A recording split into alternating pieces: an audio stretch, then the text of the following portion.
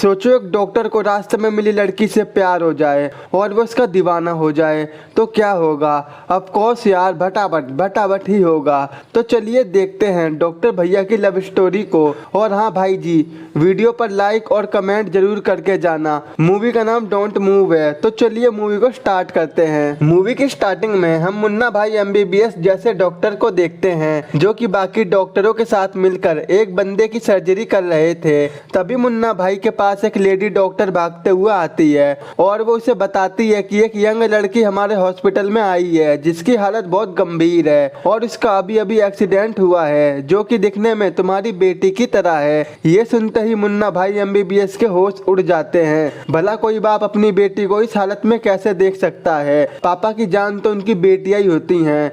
जब मुन्ना भाई operation room में जाते हैं तो वो देखते हैं कि ये लड़की मुन्ना भाई की बेटी है जिसकी ये हालत देखकर मुन्ना भाई अपने साथ वाले डॉक्टर को अपनी बेटी का इलाज करने को बोलते हैं और वो बाहर जाकर ऑपरेशन सक्सेसफुल होने का वेट करते हैं। यहाँ मुन्ना भाई ने अपनी बेटी का इलाज क्यों नहीं किया वो हमें आगे पता चलेगा। तभी मुन्ना भाई को हॉस्पिटल के बाहर व्हील चेयर पर बैठी हुई एक लड़की दिखाई देती है जिसने रेड कलर की हील्स पहन रखी थी। उसे देखते ही मुन्ना भाई की फट जाती है और सांसें थम जाती हैं। यहाँ से अब मूवी का सीन फ्लैशबैक में जाता है और हम फिर से यहाँ पर मुन्ना भाई को देखते हैं जो कि अपने हॉस्पिटल में जा रहे थे।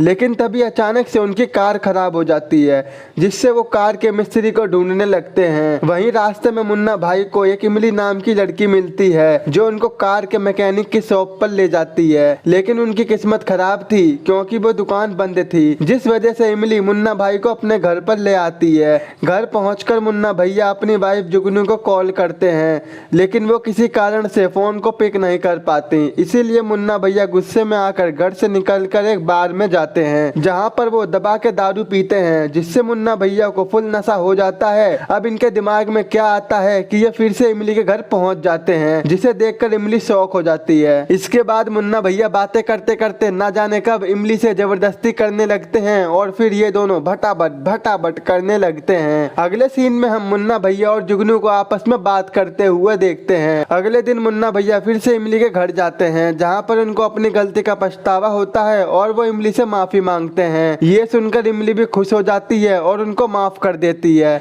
लेकिन इसके बाद भी मुन्ना भैया इमली की तरफ काफी अट्रैक्ट थे और इमली के ख्यालों में ही खोए रहते थे जिस वजह से मुन्ना भैया रोज इमली से मिलने लगे थे और मिलते जुलते ये दोनों अब प्यार मोहब्बत करने लगे थे और इमली से इंटीमेट भी होते थे। ये सिलसिला काफी दिनों तक ऐसा ही चलता रहता है और ये दोनों खूब इंजॉय करते हैं। एक दिन इमली की तबीयत खराब हो जाती है और मुन्ना भैया उसे हॉस्पिटल ले जाते हैं जहाँ पर उन्हें पता चलता है कि इमली प्रेग्नेंट है। ये सुनकर मुन्ना भैया का पूरा नेचर बदल जाता है और वो इमली की देखभाल करने लगते हैं और उसे ढेर सारी शॉपिंग करवाते हैं और उसे एक रेड कलर के हील्स भी दिलवाते हैं जिसे देखकर हमको पता चलता है कि मूवी के स्टार्टिंग में व्हील चेयर पर जो लड़की बैठी थी वो इमली ही थी। वहीं रात में मुन्ना भैया जुगनू से बात कर रहे होते हैं जहाँ पर जुगनू उन्हें बताती है कि वो प्रेग्नेंट है। ये सुनते ही मुन्ना भैया के पैरों से जमीन गायब हो जाती है। वो इस बात से काफी ज्यादा दुखी हो जाते हैं क्योंकि अब मुन्ना भैया को ये समझ में नहीं आता कि वो इन दोनों को कैसे संभालेंगे। एक तरफ घर वाली है और एक तरफ बाहर वाली है और इसी टेंशन की वजह से वो इमली से मिलना जुलना बंद कर देते हैं और अपना सारा टाइम जुगनू की देखभाल करने में बिता देते हैं। वहीं इमली इन सारी बातों से इरिटेट हो जाती है और वो सीधे मुन्ना भैया से मिलने हॉस्पिटल पहुंच जाती है और वो मुन्ना भैया के पास जाकर रोने लगती है क्योंकि वो उससे काफी दिनों से मिलने नहीं आए थे।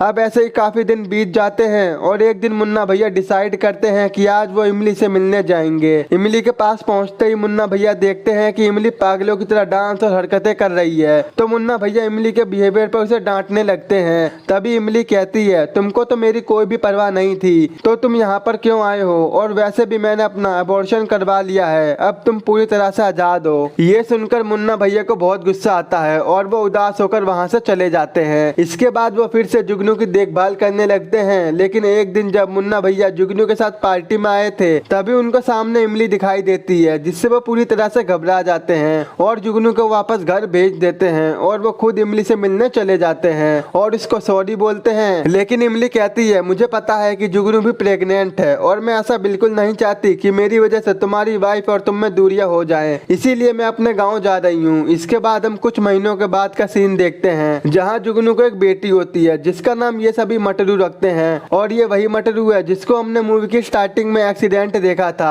अगले दिन हम फिर से मुन्ना भाई को इमली के साथ देखते हैं जो खुद इमली को छोड़ने उसके गाँव में जा रहे थे। जिसके बाद वो दोनों एक होटल में रुकते हैं जहाँ पर मुन्ना भैया कहते हैं कि मैं तुमसे बहुत प्यार करने लगा हूँ और मैं तुम्हारे लिए अपनी वाइफ को तलाक दे के तुम्हारे साथ रहूंगा। लेकिन इमली उसे ये सब करने को मना करती है, लेकिन मुन्ना भैया उसकी बात नहीं सुनते और उसी रात अचानक से इमली की तबीयत खराब हो जाती है और तभी मुन्ना भैया इमरजेंसी में इमली को हॉस्पिटल ले जाते हैं। जहाँ जाने के बाद उन्हें पता चलता है कि झोला छाप डॉक्टर से अबॉर्शन कराने के बाद उसके पेट में इन्फेक्शन फैल गया था, जिस वजह से उसकी हालत काफी खराब हो जाती है। जिसके बाद मुन्ना भैया अपनी पूरी हिम्मत दिखाते हुए इमली का इलाज करते हैं और ऑपरेशन के बाद इमली को होश तो आ जाता है, लेकिन बदकिस्मती से इमली की जान बच नहीं पाती और ज्यादा पेन होने की वजह से वो वहीं पर दम तोड़ देती है। ये सब देखने पर मुन्ना भैया को बहुत दुख होता है और वो इमली की याद में उसकी रेड कलर की हील को अपने पास रख लेते हैं। अब यहाँ मूवी प्रेजेंट में आती है जहाँ पर वही लेडी डॉक्टर बताती है कि मटरू अब खतरे से बाहर है और यहाँ पर हमें पता चलता है कि आखिर मुन्ना भाई ने मटरू का ऑपरेशन क्यों नहीं किया था, क्योंकि उन्हें इस बात का डर था जिस तरह से वो इमली को नहीं बचा पाया था और उसे डर था कहीं वो अपनी बेटी को भी ना बचा पाए। इसी वजह से वो अपनी बेटी का ऑपरेशन नहीं करना चाहते थे। वहीं अपनी बेटी को ठीक होते देख उनको बहुत खुशी होती है और यही मूवी का एंड हो जाता है। आई होप अगर आपको मेरा एक्सप्लेन पसंद आया हो तो आज ही मेरे चैनल को सब्सक्राइब, वीडियो को लाइक और शेयर जरूर कर देना। तो मिलते हैं आपसे ऐसी नेक्स्ट वीडियो में।